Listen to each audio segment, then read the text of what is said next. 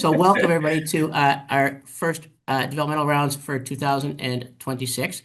And we're going to vary a bit from our typical topics to go into an area of real interest, I think, and significant importance around siblings of people with disabilities that I think often aren't paid enough attention to and don't get enough support, in my experience anyway. And so we have two guest speakers. I want to thank both of them for coming today and taking the time. We really appreciate it a lot. So, Dr. Pamela Block is a disability anthropologist and professor of anthropology at Western, and her research interests are in the intersections of gender, race, economic status, sexuality, and movements for disability liberation and disability oppression. So, can I ask you, Pamela, have you read much of Henry Goddard's work? Yeah. Oh, yeah. The Calicax. Sure. Yep, it's an interesting read, I guess, would be the way to put it. Apart from terminology, there's all kinds of other issues with that, I think. And he was a eugenicist, wasn't he? Yes. Yep, that's the uh, so our recent research includes social movement activism led by disabled people in relation to activism led by family members in the U.S., sibling mutual care relationships and planning and facilitation in Canada, as well as research creation of disability portraits by disabled people in Brazil. Dr. Block also is interested in the experience of disabled Afro-Brazilian women in university, so really a wide range of research interests. And Dr. Block describes herself as having ADHD and anxiety, also has a sibling, an older sister with autism. And then Helen Reese has also joined us from our nation's capital, where apparently it's rainy and warm today, and is the co-founder of Siblings Canada, a national initiative supporting brothers and sisters of people with disabilities. Her ongoing collaborative research examines sibling care relationships and disability advocacy across Canada. Helen and her husband and her disabled brother care for each other in Ottawa. And Helen is also a visual artist and printmaker. And today they will be talking about from kinship to care, comparative autoethnographies of sibling worlds in Canada and the United States. So welcome, both of you. I really appreciate you taking the time because I think it's going to be a really interesting talk for all of us. So thank you. Great. Thank you, Rob. So next slide, Pam. So I'm going to set the context a little bit. So as Rob said, I'm the older sister to my 53-year-old brother, Paul, who's a person with Down syndrome, and we've been living together with my husband, caring for each other for the past 10 years. And I co-founded Siblings Canada in 2018 because I looked around and there were no resources for me as a sibling carer. So we started this initiative to support siblings who are caring for their developmentally disabled brothers and sisters. And really, when we say sibling, what we're really talking about is any kind of second generation caregiver. And it could be biological connection or it could be in-law, extended family. So, for example, the other day I met a woman who was caring for her disabled uncle. But it could also be any sort of non-family member who or chosen family that is providing care. So we welcome all those folks as part of Siblings Canada. With improved medical care and good lives in the community, people with disabilities are living longer. Their life expectancies are getting longer. And with that, many of them are outliving their parents. And so then comes along challenges with long-term care and caregiving needs.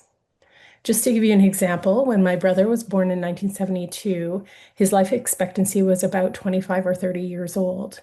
And now people with Down syndrome specifically are living an average of 60 years, although I've certainly known many people with Down syndrome to live even longer. Disabled people living longer is, of course, not unique to Canada. In many countries around the world, people are living longer and siblings are stepping into caregiving roles. And so there's quite a large network, international network of sibling support organizations that connect. This role, the sibling caregiving role, whomever it might be or wherever it might be, makes a critical contribution to a robust and responsive system of care for people with disabilities over the long term. Sibling caregivers have distinct needs, so it's not something that can be addressed by, let's say, just joining a parents group for parents of children with disabilities or joining an illness or disability specific support group. So Siblings Canada is trying to fill that gap of those distinct needs. And by the way, Siblings Canada is an initiative of the Canadian Centre for Caregiving Excellence, which is a part of the Israeli Foundation. There's quite little known about sibling caregiving, not a lot of understanding of what that experience is like. And so in 2022, we partnered with Dr. Pamela Block with funding support from the Canadian Centre for Caregiving Excellence and from the Social Sciences and Humanities Research Council. And what we wanted to look at was the mutuality of sibling caregiving during times of significant transition. So, for example, when parents pass away or there's illness or move. So, that research project lasted 2 years, and we just very recently had our findings published in Medical Anthropology Quarterly. And as Pam and I went through this research project, we got to know each other quite well and became friends. And we, over that time, we shared many, many stories about our lives, caring for our siblings. What we found remarkable was that despite being in different countries with really quite different backgrounds and family circumstances, there were a lot of common themes and struggles in and the lives that we had experienced so far. In particular, of course, around the relationship with our sibling. So there were some feelings and experiences that, even though in my time with Siblings Canada, I've met hundreds of siblings, I thought were unique to me. But then through talking to Pam, I learned that Pam had been through them too. I think what was unique about our relationship is that we're close in age, that our caregiving responsibilities or our parents passed away really at the same time. So we've both been in this role for about the same amount of time. And it's been remarkable to be able to compare our stories and quite, well, for me, quite validating. So, Pam, do you want to tell us a little bit about your sister Hope and your care relationship with her? Sure. First, though, I'm going to talk about some of the concepts that we want you to think about while we're talking. Now, we're kind of very early. We just, that one article just came out and it was linked, and some of these concepts are better defined in the article than we're really going to go into today. But I wanted to, especially since it was in the learning objectives, I wanted to cover a few concepts. Um, we weren't going to talk about disability worlds, but I just realized it's in the title. So we do have to talk. I want to reference disability worlds and world building, which was central to the article that was just published. That comes from the work of Fagensberg and Raina Rapp, looking at how disabled people and their families create habitable lives and worlds for each other, kind of navigating dreams and possibilities and barriers to kind of create a life. So that is in brief disability world building, and I encourage you to look at the book Disability Worlds by Ginsberg and Rapp, or look at our article if you want to know more about that. Another concept that we're going to be that we want you to think about as we go through our presentation is access intimacy.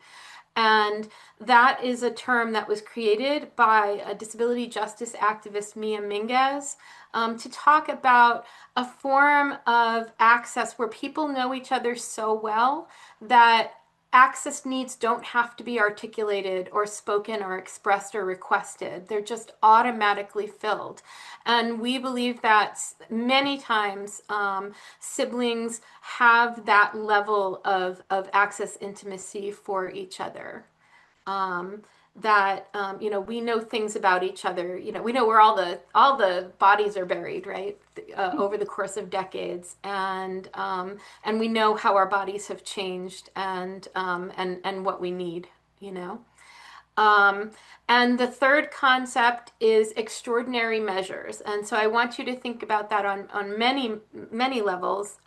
We talk about extraordinary measures, meaning that when the governments and the policies are not sufficient to provide disabled people in particular, with the supports that they need, family is often stepping in, including siblings, are stepping in to fill that gap. Um, and our research project has been about the kinds, what that means for people's lives, what kinds of extraordinary measures they need to take. But also, um, these are rather extraordinary times, and especially when comparing the situation in Canada to the United States. Um, so we're not actually, what we're seeing right now is not ordinary, I would say. So think about extraordinary measures for extraordinary times too.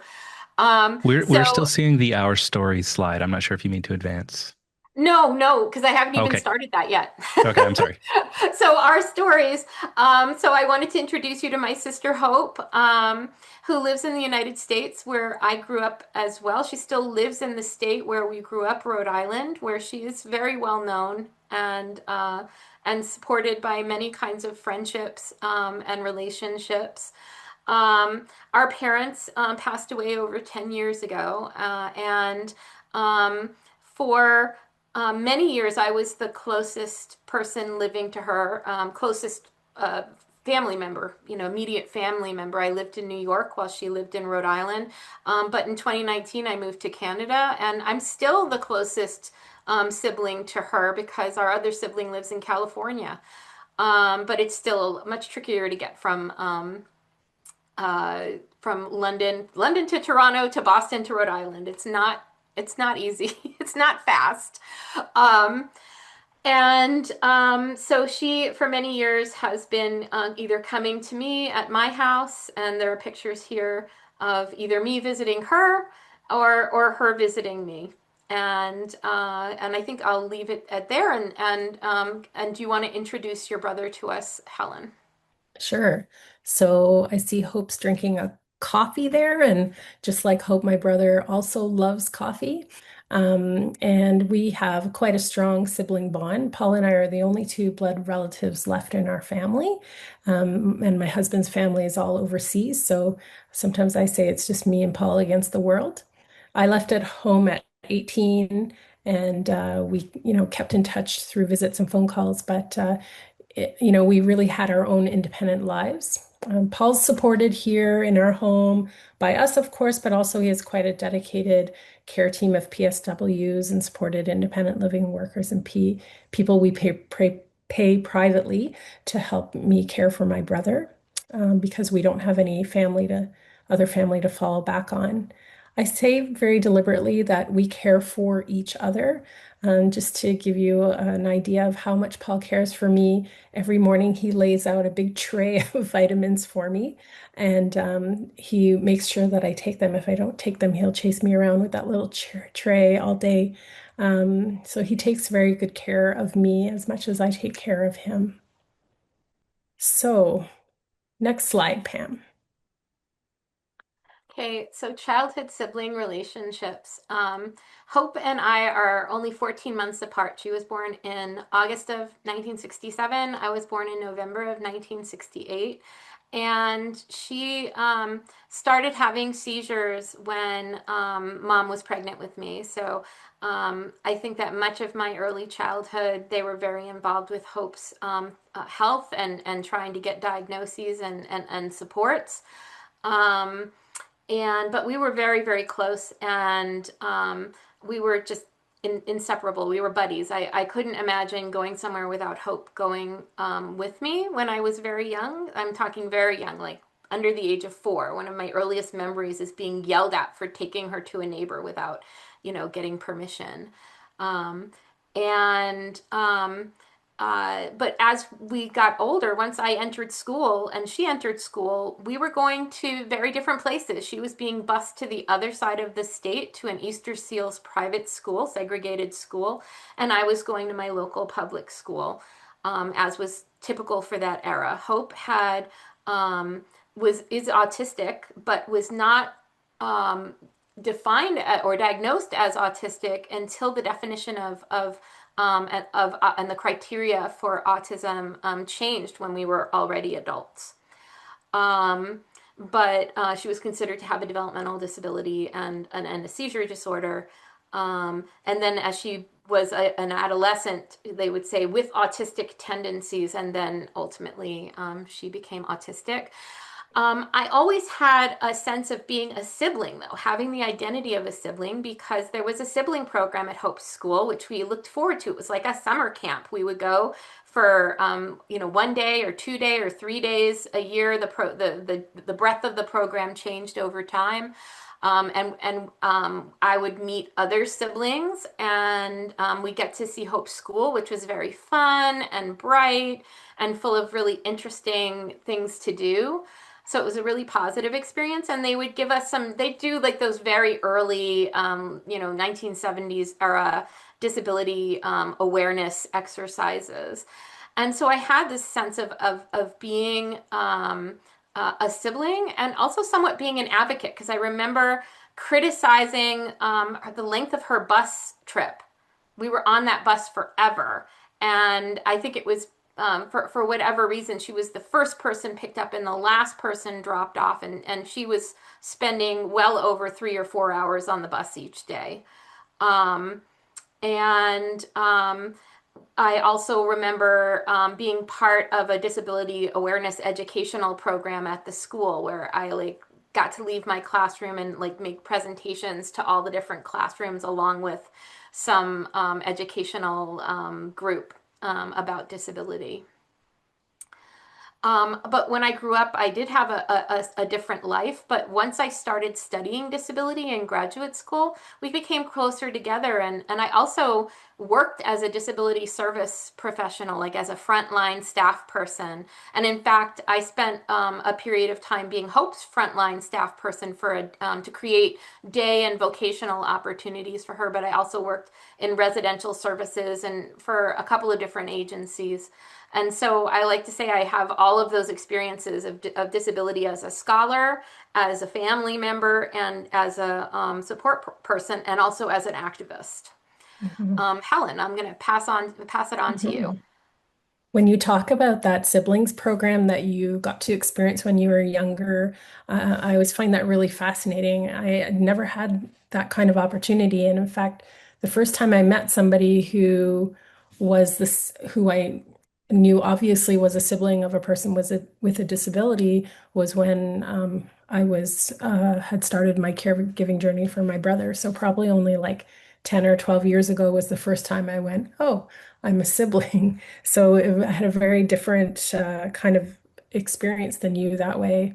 Although similarly, my brother and I have always been very, very close, have had a very loving relationship.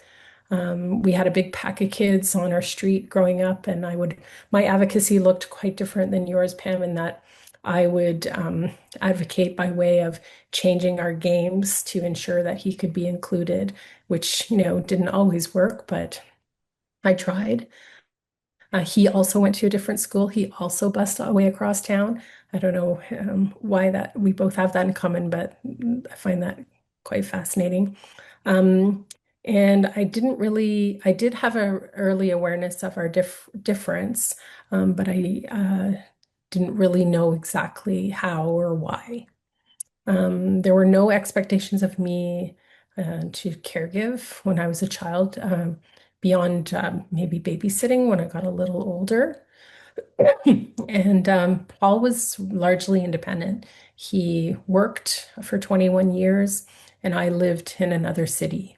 So, our lives didn't cross over that way. I do know my parents had a lot of stress, but they didn't share that with me, not obviously anyway. So they were very much focused on Paul's needs, and I was meant to sort of take care of myself. The attention allocation certainly wasn't equal. But I think that my friendship with my brother, my profound love for him and of course, our shared history is undoubtedly what has shaped my willingness to be his primary caregiver and really want the best for him in his life. Next slide, Pam.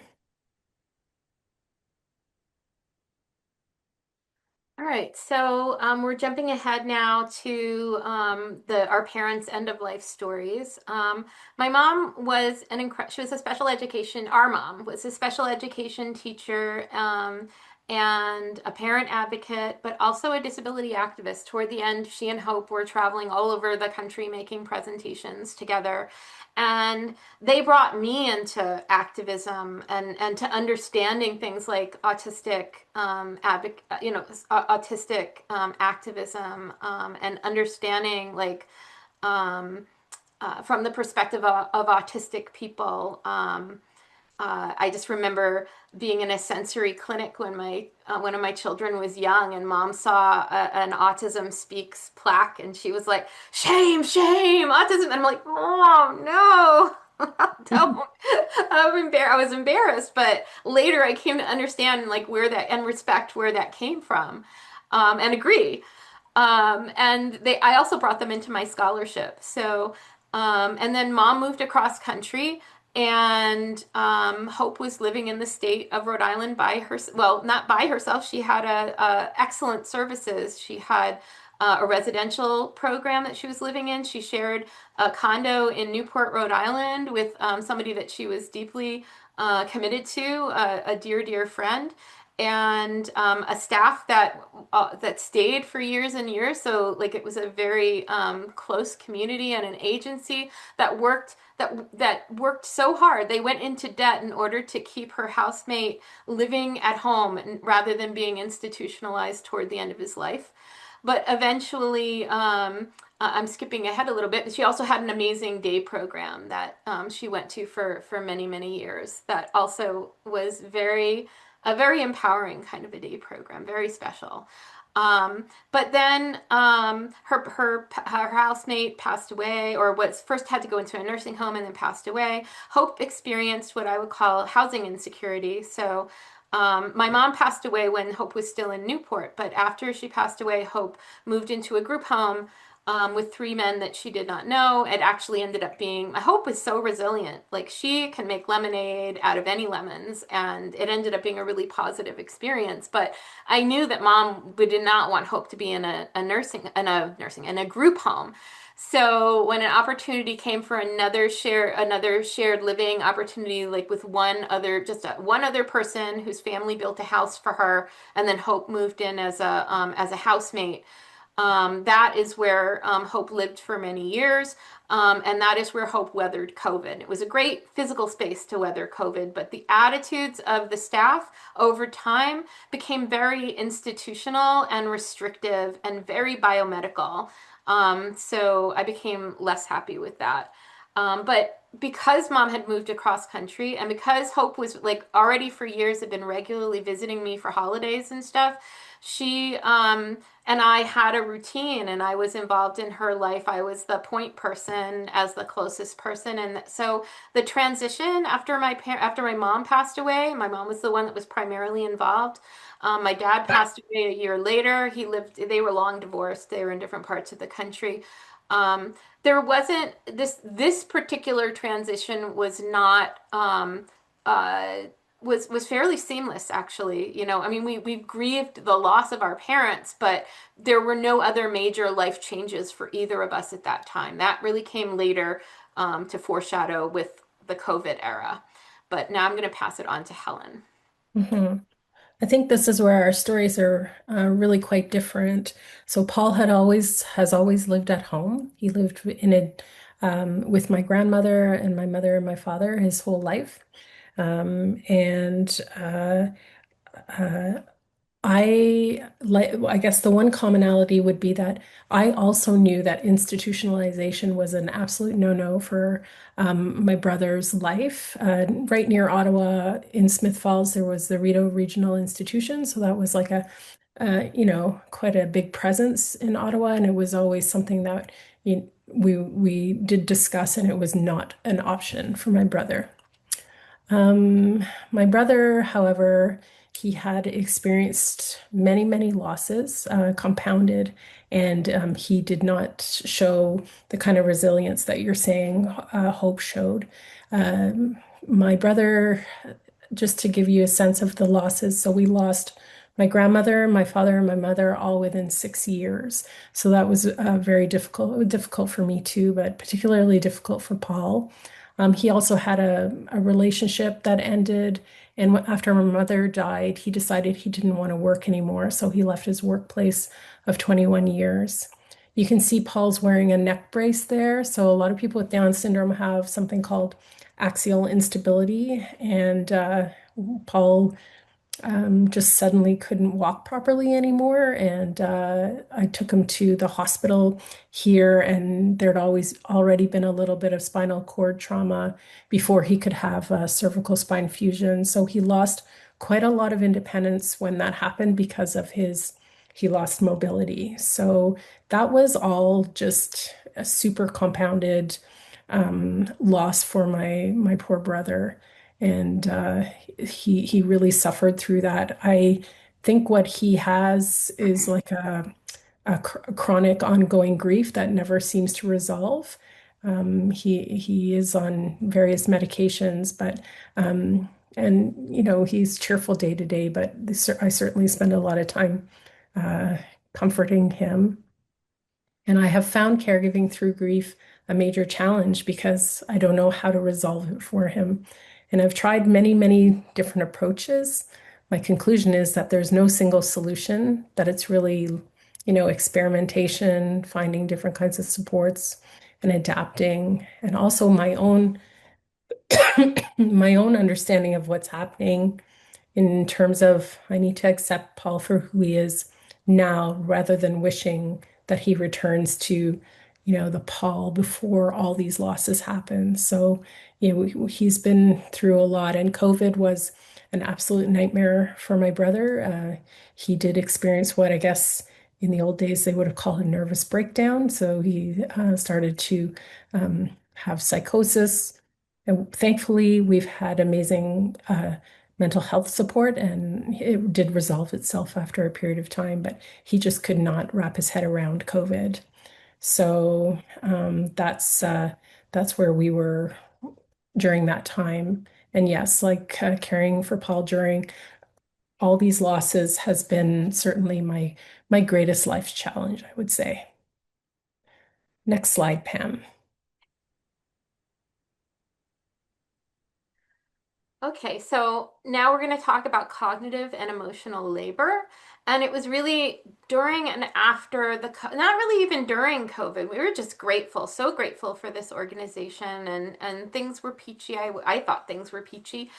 Um, and it felt like such a safe place to weather COVID because the way the house was set up, Hope had her own bathroom and her own bedroom, and it was just a big, airy, high-ceilinged house. But what happened was we withdrew from the day program. The agency convinced me they could provide day supports for Hope. And nobody was doing very much, right, during COVID anyway. They had some incredible online offerings, I guess, and crafts that they'd send around to the houses. But when COVID ended, there was this labor issue of residential staff um, only expecting that their job would entail what it has always entailed, which was residential support. And to suddenly expect this group with no support or remuneration to take on this whole other level um, of responsibility was not fair. I mean, a legit labor issue, but not one that Hope should have to pay for. So began this tug of war of staff being very comfortable with a very sedentary, home-based lifestyle. And me saying, no, Hope, COVID's over. Hope should be going out. She should be rejoining her theater program. She should be, going to concerts and, taking walks and going swimming and, doing all these things. Um, and there was just a lot of tension and a breakdown of trust. Another aspect and just really butting heads where I just finally insisted and went over people's heads and said, Hope has a right to be in her theater program again. We have to make this happen. And so that's a picture of her in her theater program last year. She only missed 1 year when before I realized I really had to push.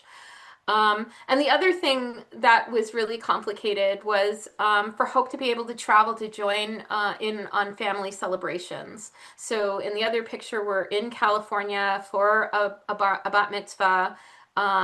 It was incredibly difficult to arrange and complicated, and I wasn't always successful, and I was always brokenhearted when I was not successful, and I knew family was gathering and Hope was not with us.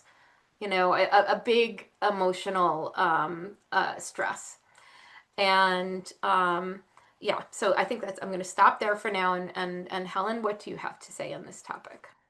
I think, Pam, you and I certainly have this shared value of our siblings deserving their best life, and that you and I both contribute as much as we can to ensure that they are having their best life. And that was really validating for me when we talked a lot about, in doing so, there's a cognitive and emotional labor involved in that. For me, what I've done is I've put together what I call Team Paul. I've built it up over the 10 years. It's sort of like a loose, shifting group of mostly paid supporters. It's not a formal network. In the disability space, we talk a lot about personal support networks or micro boards. It's none of those. It's just people who I've managed to hire, who are really amazing and do good work with Paul. And then actually, I should correct that. I haven't hired all of them. Some of them come through public funding. So Paul has twice a day personal support workers that come through Ontario Health at Home. And also, he has supported independent living workers through an amazing organization here in Ottawa called Live, Work, Play. They're like a community living association that supports my brother. And then, of course, have hired art teachers, music teachers, respite workers, you name it. Learning, he does a lot of reading and studying through Dragonfly Down syndrome. So it's really a mix of public and privately funded supports that I've hired. I am the main person, though. You can see a little picture of me comforting Paul on our sofa. I spend a lot of time, coaching. Even every night before he goes to bed, I say, "What amazing thing happened to you today?" and "What amazing thing's going to happen tomorrow?" And so I try to, like, you know, be a really positive influence. Don't want to make myself sound like some sort of angel, because I'm certainly am not, and I do.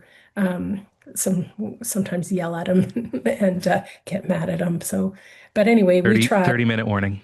Thank you.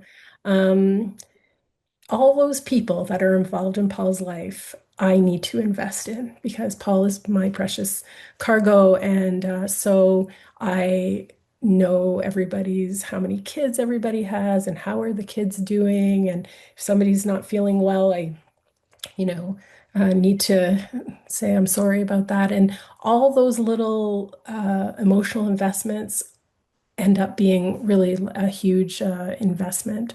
And then there's some lot of complexity too. So people come into our homes, I make them feel comfortable. So we have people go into our fridge and help themselves to our peanut butter and walk into my office and take things off. So anyway, there's just a lot of complexity around, building Team Paul, which is really necessary, but um, it does lead to quite a heavy emotional load.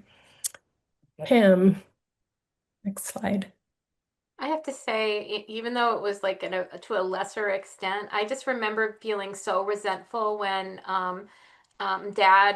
before Dad passed away, he would pay for staff to come with Hope, and and I just didn't understand why there would be a need for such a thing. And Mhm. so this is like a failure of access intimacy on my part, because I really felt like, family should, should be able to handle this. But you know what? The reality was that family was not able to handle this by themselves, and did not want to, extended family, I mean.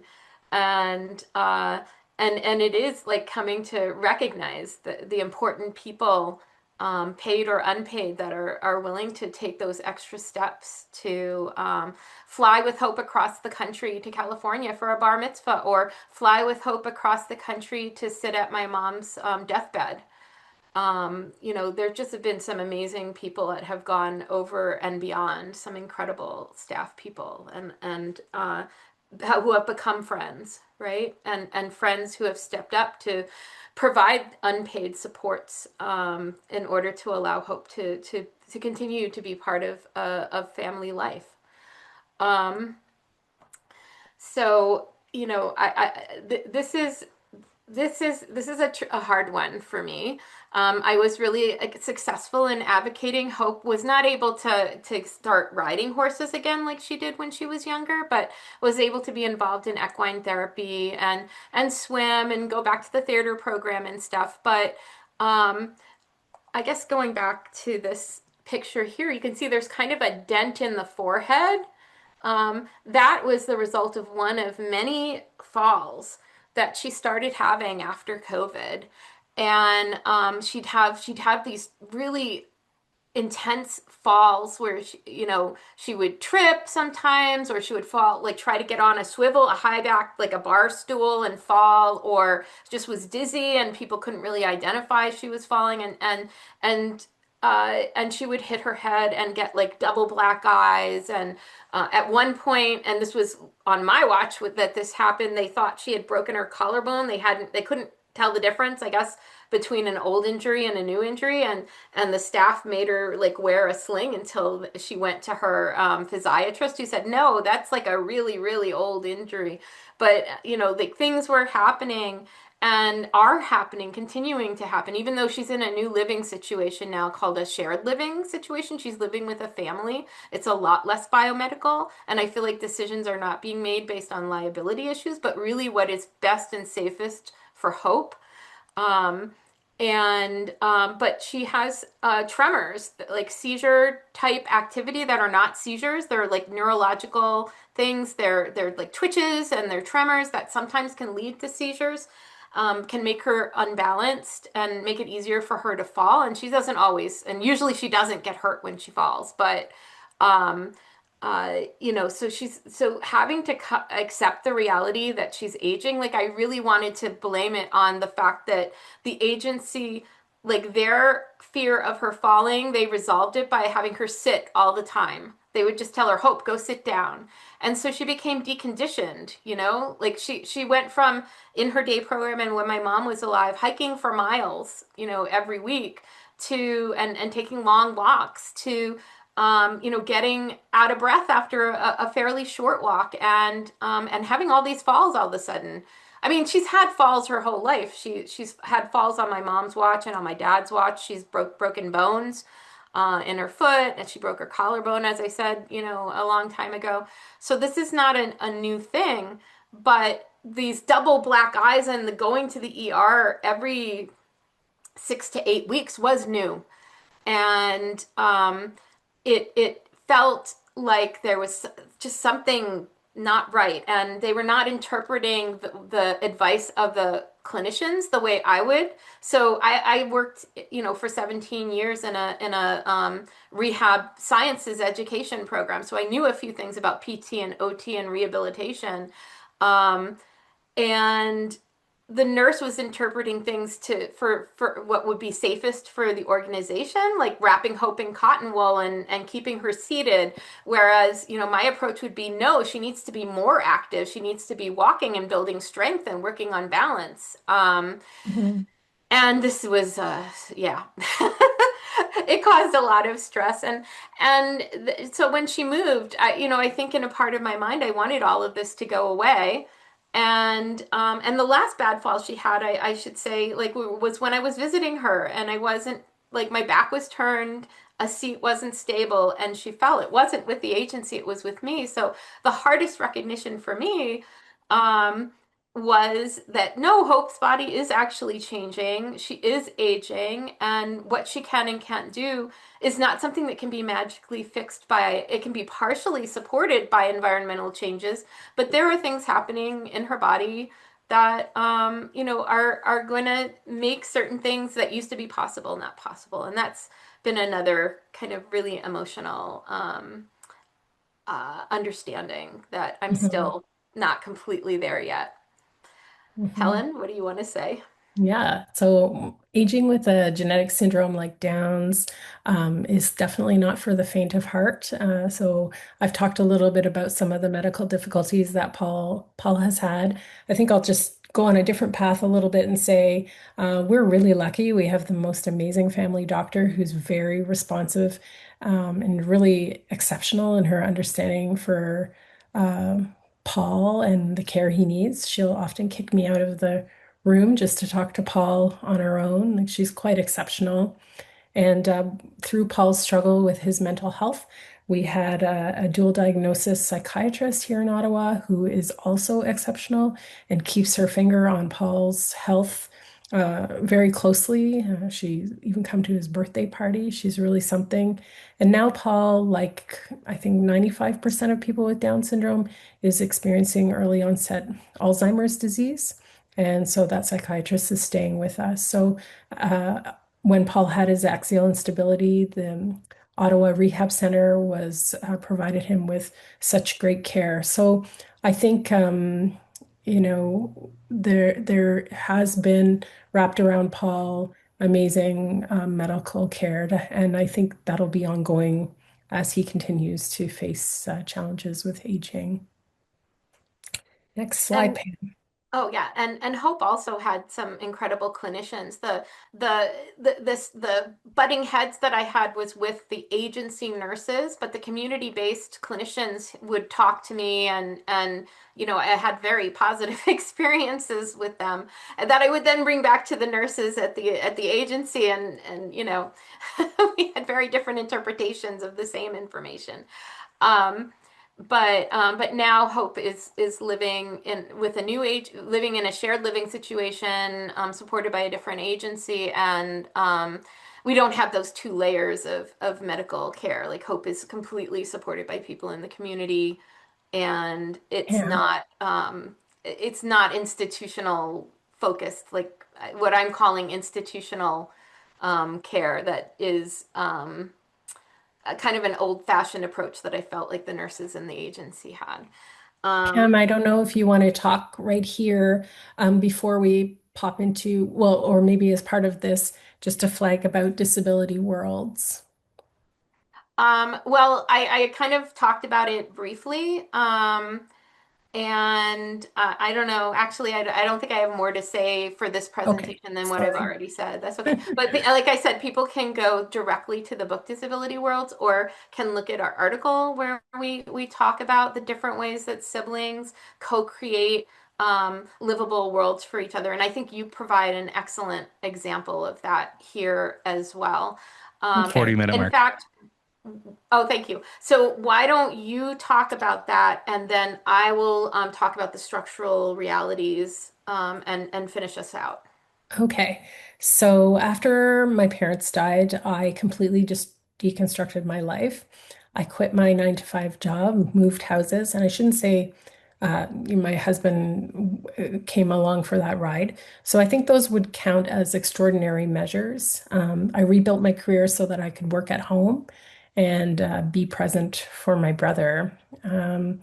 It took a really, I'm not going to say that was an overnight thing. We spent years reconstructing our lives, but reconstructing it in a way not to just exist, but in a way that we could flourish, grow together, and of course be happy. One of the things we did do early on was we bought sort of like this cottagey kind of thing. It's not a timeshare, but it's kind of like a timeshare. And we did that so that we could go on vacation easily with my brother. So we have the cottage like 5 times a year, and we have this nice routine of puzzles and games and walking and art. And my brother has always been an artist.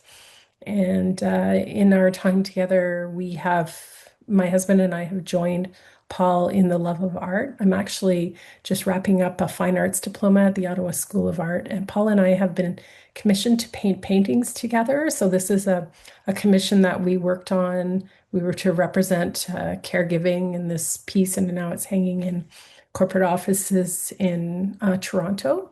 So I think that is a really some good examples of extraordinary measures and also world making. The structural reality is that with the exception of the live work play and the supported independent living that Paul gets, there is no real systematic support for us. Uh, Everything has come from our own steam when I talk about developmental services. The On the medical side, that has been quite different. We have been getting a lot of support with Ontario Health at Home and through the hospital system and the medical system. But yes, I shouldn't say too much about how I feel about developmental services. Pam, this would be a great time for you to take over. Okay. I don't mind saying whatever I want to say. So this is a picture of the first time Hope and I saw each other after COVID. When I moved to Canada, I never imagined there would be a closed border between Canada and the United States. I never imagined I would be like afraid to go to the United States.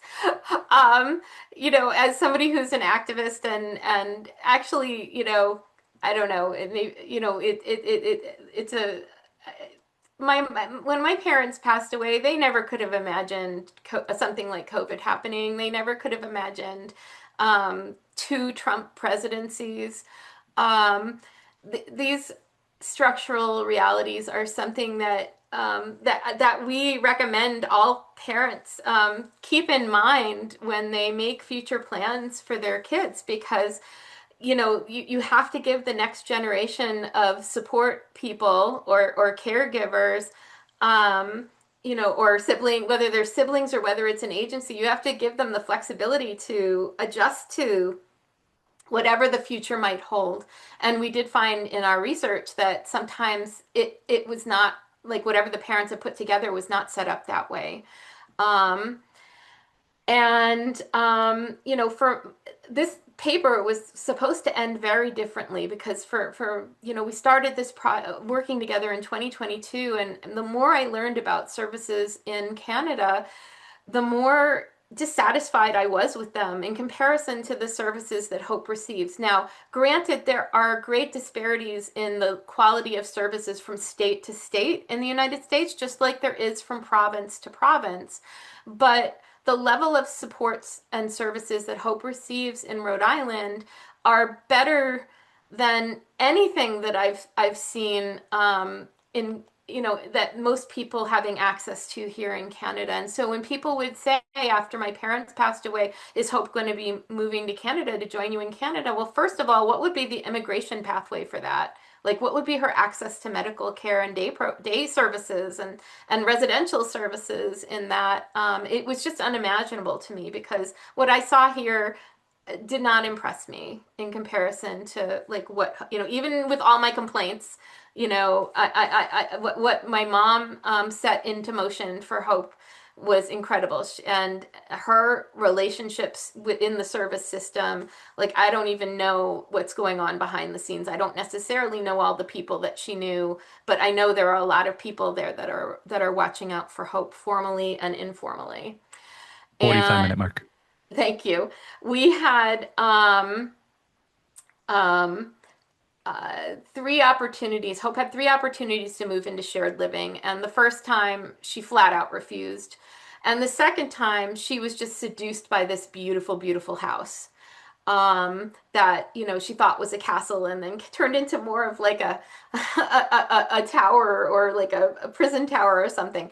But the third time she said yes, and I think she does not regret it, even as complex as living in a family life can be. I think she doesn't regret it at all, and I think she's reveling in it even.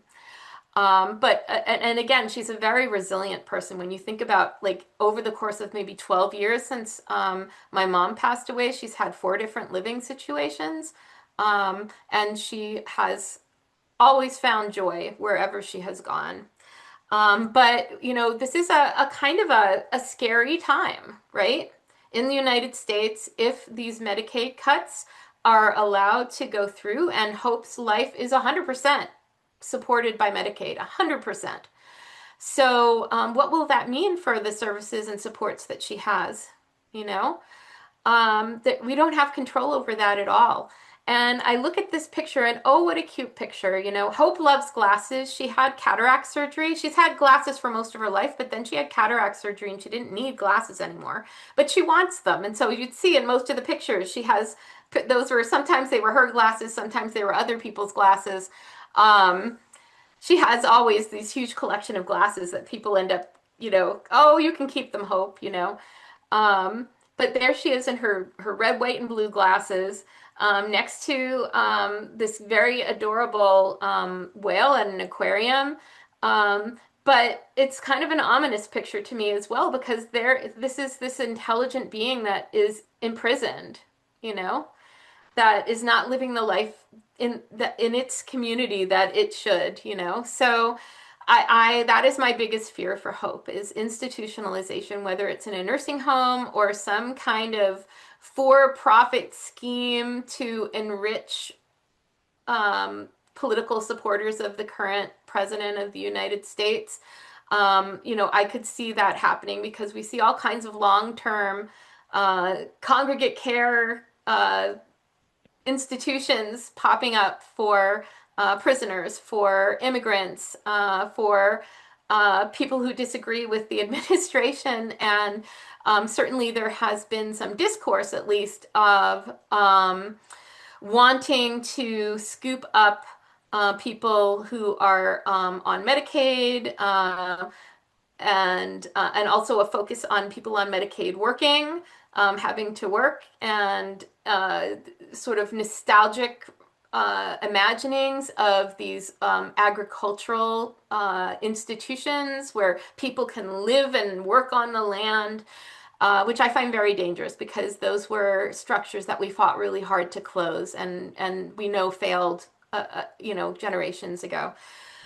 So that is where I'm going to leave that. And it kind of circles back to what we were talking about in the beginning in terms of legacies of eugenics, which are very strong in the discourse, particularly in relation to autism. But with anyone who potentially has a diagnosis that involves medication, whether it's for depression or ADHD or, you know, who has any kind of addiction, you know, there's a very scary discourse in the United States, and I don't know how far it's going to go before hopefully somebody stops it or whether it's unstoppable. But I went from never imagining Hope would want to move to Canada to imagining a possibility where she might have to seek asylum or we find some kind of immigration pathway so that she can be safe and live in the community, even if I have to, you know, change my life in ways similar to the way Helen has. Um, and that is, I think, where I'm going to leave it now. Do you have any closing remarks, Helen?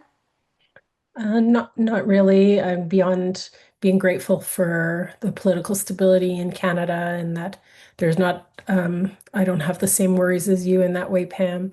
Our uncertain future is really around Paul's Alzheimer's journey. That's, you know, equally as daunting. But anyway, that's all. Thank you. So we're open for questions. So thank you very much for that. I mean, I think that that's really great to hear those sort of first person stories about how you've navigated things and what the challenges you face, but also the rewards, I suppose, and what you've gained from that. And so if people have questions, you can either type them or in the Q&A, or if you raise your hand, it's probably more personal to ask in by voice. But if I could just take my prerogative, I suppose, and ask first, you know, I think I suppose two-part questions. One, what do you think the differences were in your experiences growing up in two different countries with two different approaches to insurance and things like that? But also, how do you think your experiences were different from siblings growing up, or people growing up without a sibling with a disability, and what were the pros and cons of that? Hmm. I didn't know until I got old enough to go to school that there weren't people like Hope in everybody's family. But then it went from, like I said, we were extremely close and our days were spent pretty much together to having very separate childhoods where, I had friends in the neighborhood. Hope did not have friends in the neighborhood. Hope wasn't welcome. And I also I struggled socially in that neighborhood as well. So, like Helen had the ability to, kind of enforce her brother's inclusion. I didn't feel like I had that ability, but I could tell, I could judge people by how they reacted to Hope. Like most people would just ignore her and pretend she didn't exist. Some people would like act visibly afraid, and then just, very rarely people would just include her as a person, but that was really rare. Do you think that your sister, because you had friends and she didn't, do you think that do you think she ever resented that or felt jealous of you? I think Hope had her friends, but her friends were at school. They weren't, and they lived I far guess away, I so meant she couldn't. I meant in the neighborhood, I suppose. I'm not sure. Maybe a little bit. There were some interesting things. It was a pretty toxic system in that neighborhood in terms of relationships that kids had with each other. So she probably got off, easy. Honestly, she didn't necessarily lose very much by losing those relationships, So I guess unfortunately. did you grow up in Providence? No, we grew up in North Kingstown, near the University of Rhode Island. No, okay, so I say because my son goes to Brown actually. So I was in Providence and we'll be there in a couple of months actually, I think. So actually Rhode Island's nice and small, I think. Yeah. And Newport's beautiful, but the Helen, what about your thoughts on what I was asking? Ooh, I'm not sure what to say. I think we lucked out in the neighborhood that we were living in.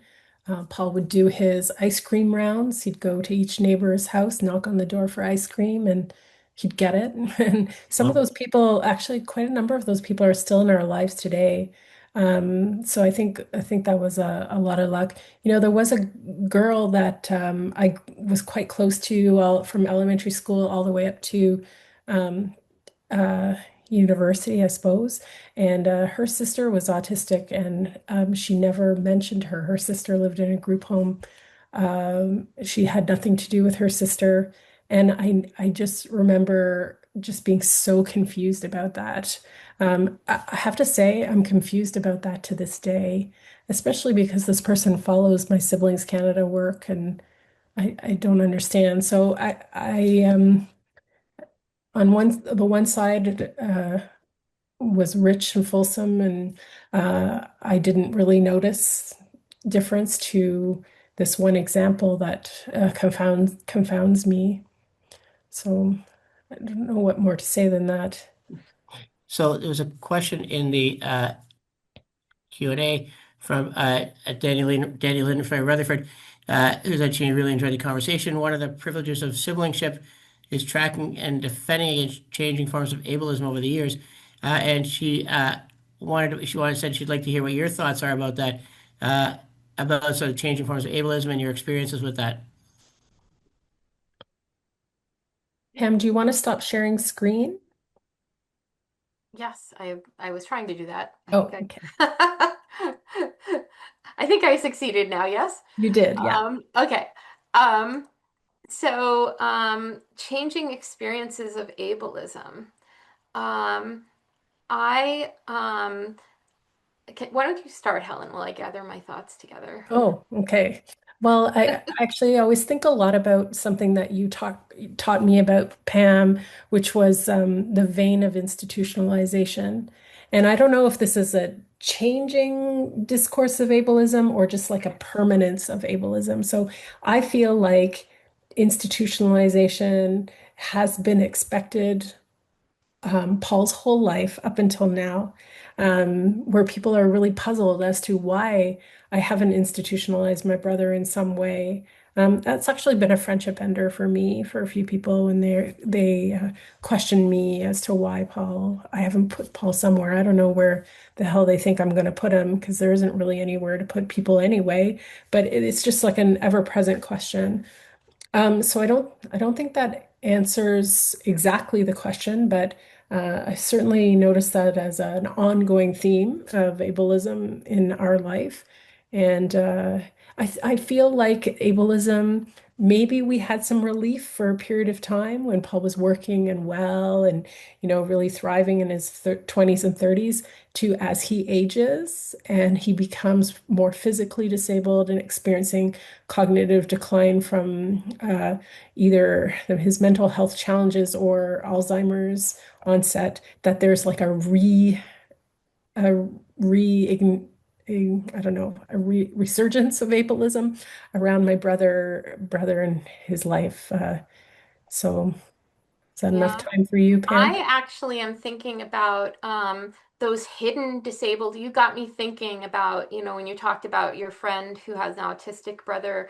I think people I found out about as an adult who had a brother or a sibling that was or a cousin that was institutionalized, and it completely changed my understanding of those families and also their interaction Hmm. with us. Like sometimes I feel like when hope isn't included and it's so um I almost have an instinct. I'm like, there's something there. There's something in that family with regards to disability that's making it very difficult for them to include hope in their celebrations, you know? Mm. And I wonder if it's that specter of institutionalization, which probably most families have some family member that has either been as an adult or as a child, in a psychiatric institution or a developmental institution. Mhm. It's interesting, was that because Helen, with regards to your brother and his age, that so Dr. Ben Goldberg, who's going to ask the next question, but he and I and Jason Wittes know a woman who is in her 90s, I think now, but anyway, she has a daughter with Down syndrome who's 60, which sort of, again, unheard of 2 generations ago. But what she openly speaks about is when her daughter was born, she was basically told that she should put her daughter in an institution at Mhm. that point in time. And I think Mhm. she said, screw that, we're taking her home.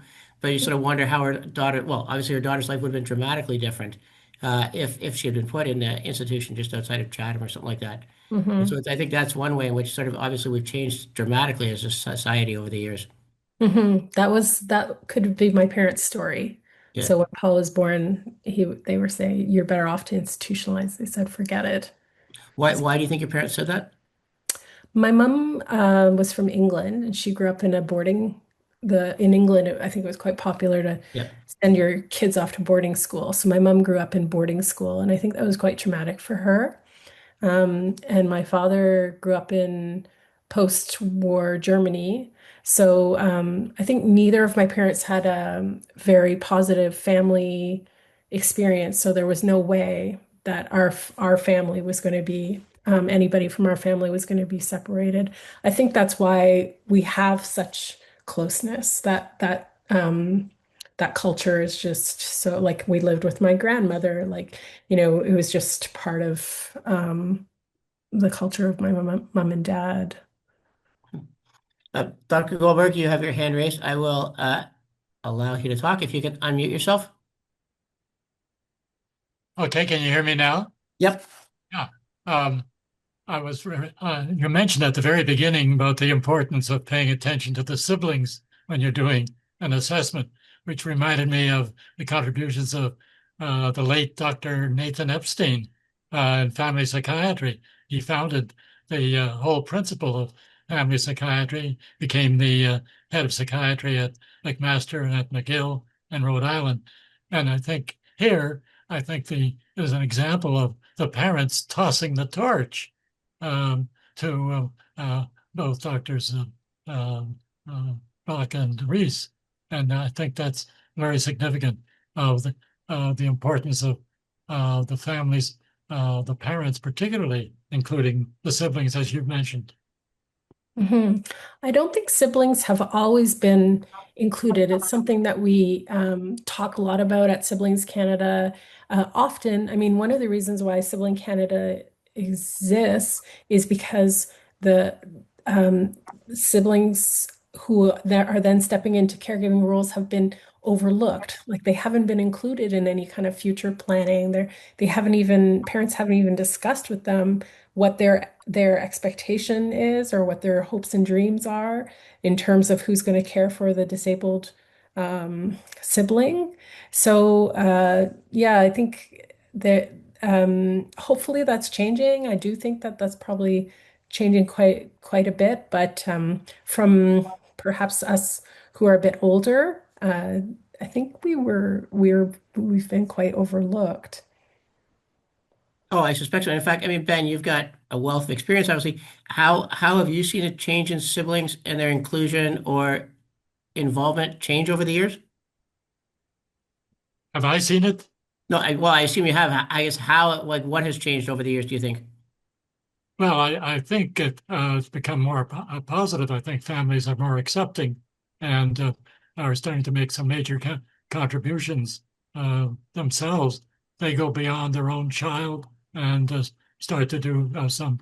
We have some examples here in London of the parents making some major assistance for not only their own sibling, but for other siblings, like the riding for the handicapped and the fellow who's in charge of Goodwill, the training for the physically handicapped across Canada. So we've had some major examples of how parents go beyond their own child and they can toss the torch to their siblings and then they do something for the community in large. Hmm. But I wonder, when you both talk about your experience, because before we started, I was just talking about some of the siblings of patients that we see when the patient is very, very aggressive. And certainly I've seen the opposite in some families. I worked in a group home years ago, and there was a boy who was there who had been very aggressive, but also would spit at anybody who came into the house. And so the siblings really couldn't have friends over, and they, I think, really resented him a great deal. Now they were in their mid to late teens at the time, so perhaps at that time in life it's a different thing. But I wonder if the experience that you had would have been is different from those people who have really challenging behaviors that have a significant negative impact on the family. Mhm. Well, I think the answer to that would be absolutely. I mean, uh, I think for my brother has always been a very refined gentleman. He's very polite and sweet, and so I think that makes for a very different experience than what you're describing, Rob. I don't know, Pam, if you, and I actually should say that at Siblings Canada, we tend to, I say like cream siblings. We attract siblings at Siblings Canada who want to care for their Mm. brothers and sisters. So that's a whole different crop than folks who don't want to have anything to do with the lives of their brothers and sisters, which is very sad. And I in suspect that for a lot of people, as they get older, that might change, especially as they move out as I don't adults. But I don't know. know. I mean, I mean, No, one I of the mean, pro with the people we interviewed, it was kind of all over. Even within a single family, there might be siblings who have very different approaches. Um, but I also wanted to note, though, that you were talking about the kind of trauma, like violence related, I guess, but I don't think that's the experience of most disabled people, although it might overrepresent those that clinicians might see. oh, right. I'm sure it's a But very biased group of yeah. people. But also there's the trauma of having a sibling disappear from the family too. So yes. thinking of Helen's friend, for example, and my relatives who lost their cousin or brother. Um, and yeah, so I think that there's just many kinds of trauma, but there's I mean far more than experiences of trauma. We documented lots of joyful experiences. Certainly frustration with service systems, frustration with this and that and the other thing, but there's many kinds of positives and strengths that people have identified in themselves that came out of their relationship with their disabled But sibling. but I think in some ways that's an interesting thing, and I think it probably goes down to individual differences or personality or temperament. That we see some families where an identified patient is very, very aggressive. And there are some siblings who want nothing to do with that, who I think resent them, and other siblings who still go out of their way to try and include their sibling whenever possible. And so it's just, again, a wide range of things. And I assume that's got to do with other family systems or something like that, or individual differences. I think also a lot of times when we have those kind of family situations that you're talking about, Rob, that's a systemic failure where people are not being properly supported. Yep. And I have to say I can do my best for my brother because there are systems. Although I have nothing good to say about DSO, the things that do work for us really help me do my best job. So it's I think what you're talking about is first and foremost systemic failure. Oh, right. I think unfortunately it's happening more and more. There's We just even less put and it less stronger resources. than that. We Go talk for about it, systemic Pam. violence, I right? love it when you Systemic violence, yeah. Yeah. Oh, I think there's no question in my mind that, having only worked, well, for 25 years, but it just there's less and less services and supports available for families that, like, maintain you cannot have good services and low taxes. You can have one or the other, but not both, unfortunately, I think. And we've chosen low taxes, I think. But Ben, you had something else you wanted to add? Where do I put it? Right here? Oop, Where did put? he just muted himself. I hope you don't feel this is too personal a question, but do you have other significant others besides each of you in terms of the support you've given? What is the role of your own significant other in each of your families? Or am I being too personal because of their impact on how you feel about your sibling would be very important. You want to go first, Pam?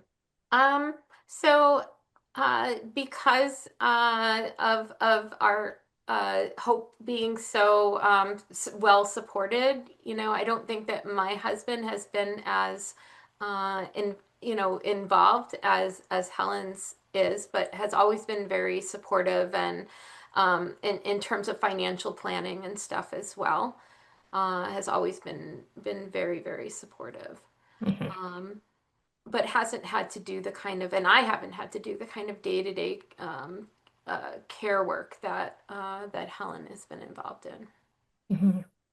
We hear a lot about especially young siblings when they came to Siblings Canada worrying a lot about choosing a partner and how is that going to work. And I think it's certainly a source of stress. How is our significant other going to work in this dynamic?